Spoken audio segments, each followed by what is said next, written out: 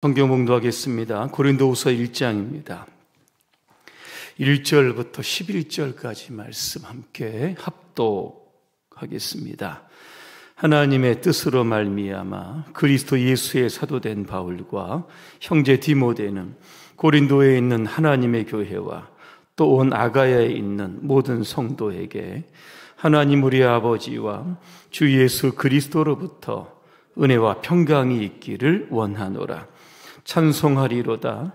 그는 우리 주 예수 그리스도의 하나님이시요 자비의 아버지시요 모든 위로의 하나님이시며 우리의 모든 환난 중에서 우리를 위로하사 우리로 하여금 하나님께 받는 위로로서 모든 환난 중에 있는 자들을 능히 위로하게 하시는 이시로다. 그리스도의 고난이 우리에게 넘친 것 같이 우리가 받는 위로도 그리스도로 말미암아 넘치는도다. 우리가 환난 당하는 것도 너희가 위로와 구원을 받게 하려는 것이요 우리가 위로를 받는 것도 너희가 위로를 받게 하려는 것이니 이 위로가 너희 속에 역사하여 우리가 받는 것 같은 고난을 너희도 견디게 하느니라. 너희를 위한 우리의 소망이 견고함은 너희가 고난에 참여하는 자 된 것 같이 위로해도 그러할 줄 알미라. 형제들아, 우리가 아시아에서 당한 환난을 너희가 모르기를 원하지 아니하노니 힘에 겹도록 심한 고난을 당하여 살 소망까지 끊어지고 우리는 우리 자신이 사형 선고를 받은 줄 알았으니 이는 우리로 자기를 의지하지 말고 오직 죽은 자를 다시 살리시는 하나님만 의지하게 하심이라. 그가 이같이 큰 사망에서 우리를 건지셨고 또 건지실 것이며 이후에도 건지시기를 그에게 바라노라. 너희도 우리를 위하여 간구함으로 도우라. 이는 우리가 많은 사람의 기도로 얻은 은사로 말미암아 많은 사람이 우리를 위하여 감사하게 하려 함이라. 아멘. 위로자 되시는 하나님이라고 하는 주제로 말씀을 드리겠습니다. 할렐루야. 아멘. 옆분과 인사하겠습니다. 하나님은 당신의 위로자가 되십니다. 필립 브룩스는 사람을 세 종류로 나눕니다. 첫째는 피상적인 낙관주의자, 두 번째는 염세주의자, 세 번째는 참된 낙관주의자입니다. 피상적인 낙관주의자들은 매사를 좋게만 봅니다. 문제없어, 괜찮아, 잘 되고 있어, 잘 될 거야, 이렇게 늘 생각을 가지고 살아갑니다. 염세주의자들은 매사를 안 좋게 봅니다. 문제가 많아, 안 될 거야, 큰일 날 거야, 희망이 없어. 그런데 참된 낙관주의자들은 이렇게 삽니다. 문제는 많지만 주께 기도하면 주님께서 소망을 주실 것이다. 주님께서 이 문제를 해결해 주실 것이다. 이런 믿음으로 살아가는 사람들입니다. 자신이 처한 현실에 문제가 많지만 그 문제를 해결하시는 하나님께 늘 가까이 나가는 사람들, 이러한 사람들이 바로 참된 낙관주의자들입니다. 오늘 질문하겠습니다. 아주 어려운 질문인데 대답할 준비가 되셨습니까?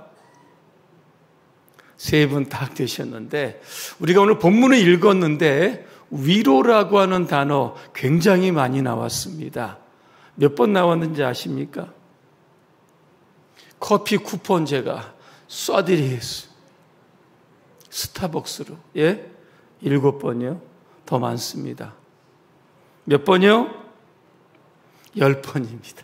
10번. 이 위로라고 하는 말은 파라클레오라고 하는 뜻입니다. 파라는 곁에, 클레오는 부른다는 겁니다. 그러니까 하나님께서 위로하는 사람들을 곁으로 부르신다, 이런 뜻을 담고 있습니다. 이사야서 66장 13절을 제가 한번 읽어드립니다. 어머니가 그 자식을 위로하듯이 내가 너희를 위로할 것이며 너희가 예루살렘에서 위로를 받을 것이다 그랬습니다. 예루살렘이 어디입니까? 하나님의 성전이 있는 곳입니다. 이 시간 여러분들은 지금 하나님의 성전에 이 시간 다 나와 있습니다. 삶의 문제들, 때론 고난과 어려움, 슬픔, 환난 이런 것들을 다 가지고 나오신 겁니다.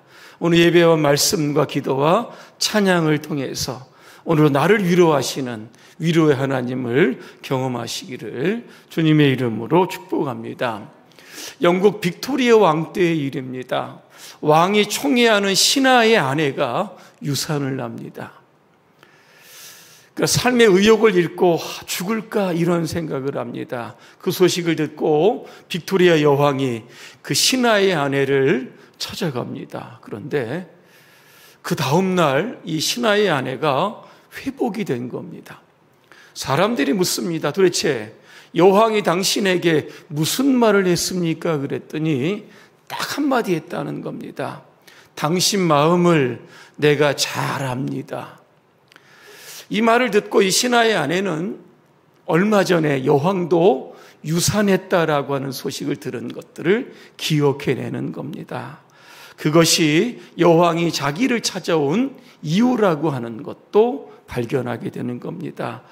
이 고난, 이 아픔, 슬픔이 나 혼자만의 것이라고 생각을 했는데 그게 아니라고 하는 겁니다.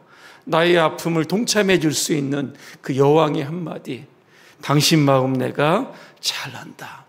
그 얘기를 듣는 순간에 내 마음의 고통이 순식간에 사라졌다. 그렇게 이야기를 합니다. 바울은 전도 여행 중에서 고난과 환난을 수없이 당합니다. 고린도후서 11장에 보니까 그 환난을 열거하는데 굉장히 많습니다. 압축하면 이겁니다. 복음 때문에 감옥에 들어갔고 복음 때문에 매를 맞기도 하고 복음 때문에 여러 번 죽게 되었다 그렇게 표현합니다.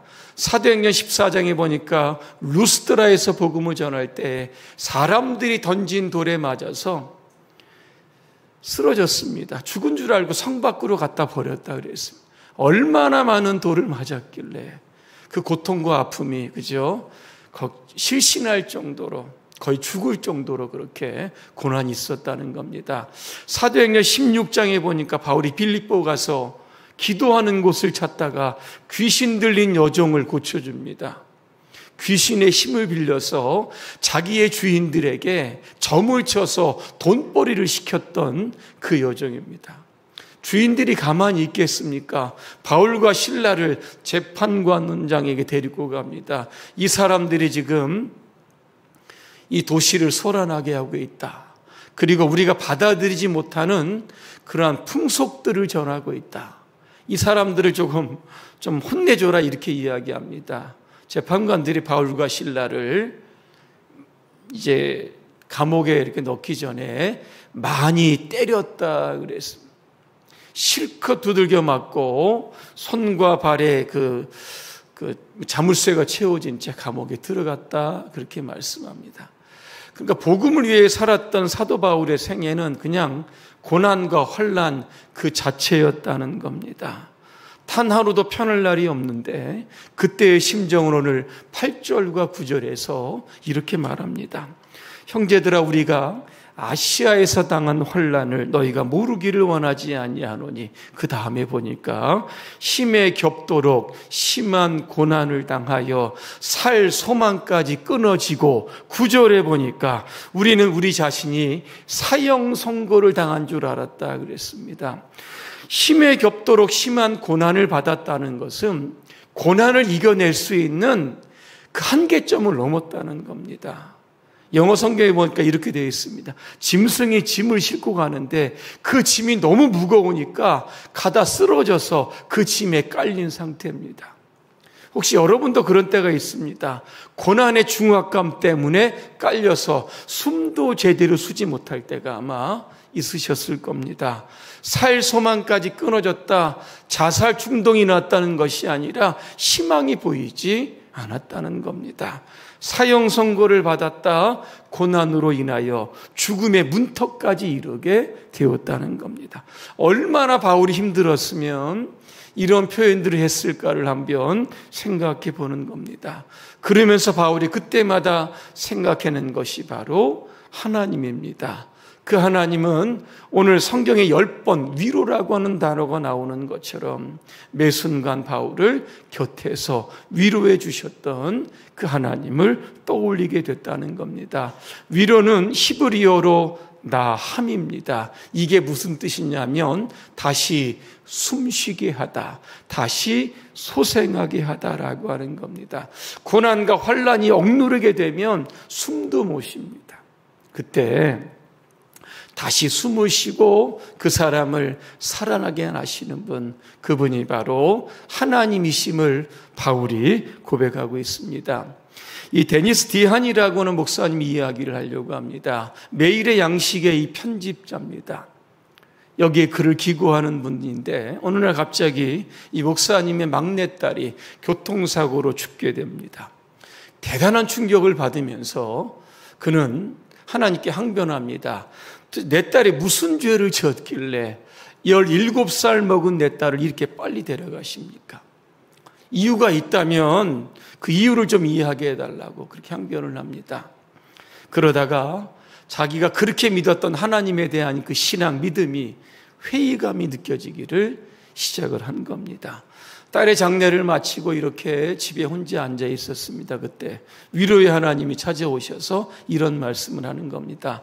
내가 내 딸을 위하여 독생자 예수 그리스도를 주었다는 겁니다. 그리고 내 딸은 내 품에 지금 안식하고 있다라고 하는 그런 하나님의 음성을 듣게 됩니다.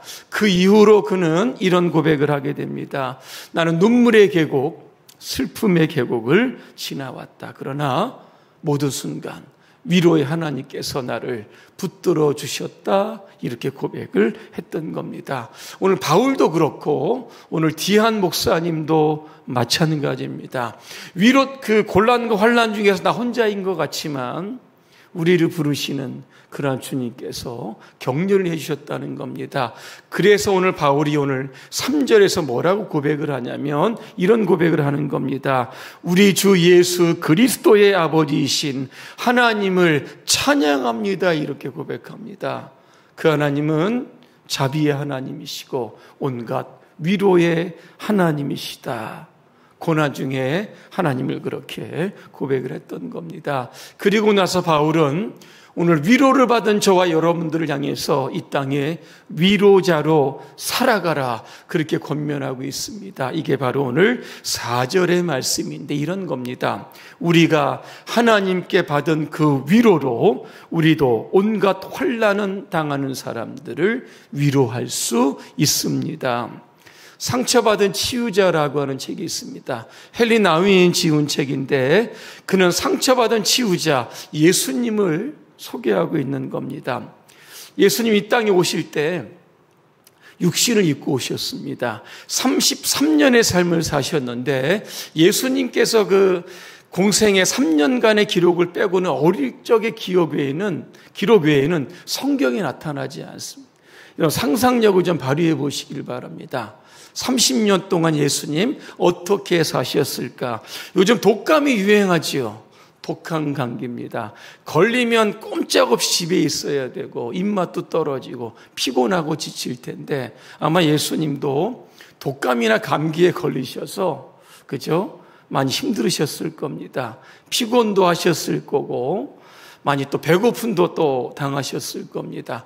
돈이 없어서 많이 또 이렇게 궁핍하기도 하셨을 겁니다. 자기의 사랑하는 친구 나사로가 여러분 죽습니다. 그 현장에 가서 눈물을 쏟아냈던 거 여러분 기억하실 겁니다. 골고다 언덕에 올라가십니다. 물과 피를 다 쏟으십니다. 인간의 겪을 수 있는 그 모든 극한의 고통을 몸으로 다 직접 경험을 하셨던 겁니다. 히브리서 2장 18절에 보니까 히브리서 기자는 우리 가운데 이렇게 말씀합니다. 그는 몸소 시험을 받아 고난을 당하셨으니 시험 받는 자들을 도우실 수 있다. 그렇게 말씀하는 겁니다. 주님은 누구보다도 우리를 잘 아십니다. 왜? 주님도 육체를 가지고 이 땅에 사셨기 때문에 그런 겁니다. 여러분, 우리가 서로 살아가면서 우리는 상처 입은 치유자입니다. 모든 슬픔, 아픔, 고통 한두 개씩은 다 경험하셨을 겁니다. 누군가 그런 어려움이 이 가운데 하면 여러분 함께 위로자가 되어주셔야 하는 겁니다. 그래서 바울은 로마서 12장 15절에서 이런 말씀을 합니다. 우는 자들과 함께 울라 그렇게 말씀합니다.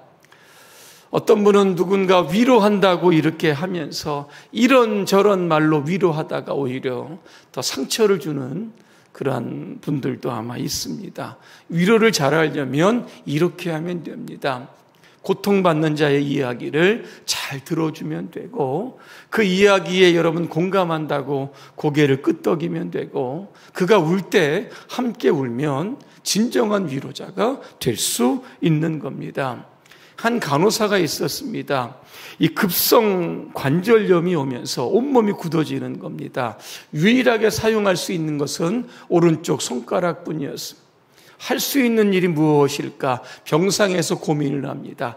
전화를 좀 해야겠다 그러면서 병실에 전화기를 설치를 하면서 환자의 가족과 환자들과 슬픔이 있는 사람들을 향해서 전화를 통해서 위로의 메시지를 전하기를 시작을 했다는 겁니다. 이게 바로 위로의 전화의 시작이었다라고 하는 겁니다.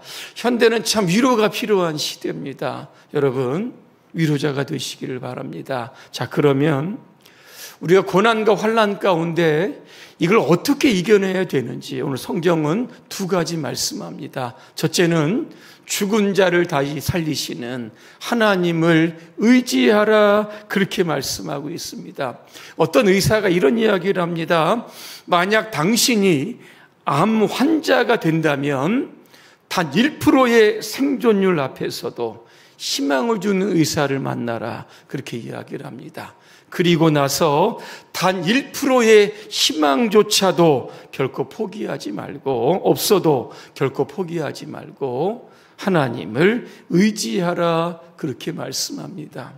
무슨 말입니까? 죽은 자를 살리시는 하나님, 암도 고치실 수 있다는 겁니다. 우리가 포기하지 말고 하나님을 의지하게 되면 오늘도 우리에게 소망을 주시는 겁니다. 두 번째는 중보기도해라. 11절에 보니까 너희도 우리를 위하여 간구함으로 도하라 그랬습니다. 고난당한 자가 있으면 곁에서 방관하지 말고 함께 그들과 함께 중보기도하라고 하는 뜻이 담겨져 있는 겁니다. 다른 사람들 위하여 기도할 때 그 아픔과 고난과 슬픔이 마치 내가 겪는 것처럼 동일한 마음을 가지고 서로를 위해서 기도하라 그렇게 바울은 말씀하고 있는 겁니다. 우리가 여러분 기도하면 여러분 결과는 어떻습니까? 하나님께서 우리에게 소망을 주시는 겁니다. 2010년 아직도 생생히 기억하는데 칠레 그 산호세 광산에서 여러분 매몰 사건이 있었습니다. 그죠? 69일 동안 사람들이 그 갱도에서 매몰된 기간입니다. 최고 긴 시간이었다고 합니다. 그때 매몰된 광부 33명이 다 전원 구조가 됩니다. 69일 동안 매몰되어 있었을 때 그 중에서 한 그 팀장이었다라고 루이스가 이런 이야기를 했다고 합니다. 절망은 절망일 뿐입니다. 우리는 33명이 아니라 34명입니다. 우리 외에 하나님이 우리와 함께 하신다 그랬습니다. 사람이요 생명을 잃기 전에 먼저 잃어버린 것이 바로 소망이라고 합니다. 여러분 바울도 지금도 고난이 있지만 앞으로 겪어야 할 고난을 생각을 하면서 기도 부탁을 하는 겁니다. 그러니까 뭐예요? 삶에 소망이 생기는 겁니다. 여러분, 결론입니다. 흔들리지 않고 피는 꽃이 있으랴 이 세상 그 어떤 아름다운 꽃들도 다 흔들리면서 피었나니 젖지 않고 피는 꽃이 어디 있으랴 이 세상 그 어떤 빛나는 꽃들도 다 젖으며 피었다 그랬습니다. 고난과 환난으로 인해서 우리의 신앙이 막 이리저리 흔들리게 됩니다. 그럼에도 불구하고 우리가 하나님께 소망을 두게 되면 결국 우리를 위로하시고 격려하시는 그러한 주님을 우리가 경험하게 될 겁니다. 이성봉 목사님 우리 교단의 부흥사였습니다. 늘 오른손을 꽉 쥐고 다녔다고 합니다. 사람들이 물어봤습니다. 왜 그러냐 그랬더니 예수님의 손을 지금 꽉 쥐고 가는 중입니다. 그랬어요. 오른손 여러분 꽉 쥐어보시기 바랍니다. 한번 쥐어보세요. 다 있으시잖아요. 여러분, 위로의 하나님의 손을 여러분 꼭 잡으셨다고 여러분 생각하시고 어디를 가든지 여러분 꼭 주님의 손을 붙드시고 위로의 하나님 경험하시기를 주님의 이름으로 축복합니다. 기도하겠습니다. 은혜로우신 하나님, 바울의 고난과 환난 중에 죽은 자를 다시 살리시는 하나님을 의지했습니다. 그리고 고린도 교인들에게 중보 기도를 요청했습니다. 우리도 우리 가운데 고난당한 자가 있습니다. 그를 위해서 함께 기도할 수 있도록 도와주시고 하나님께서 그에게 많은 희망과 소망을 부어주실 수 있도록 도와주시옵소서. 예수님의 이름으로 기도합니다. 아멘.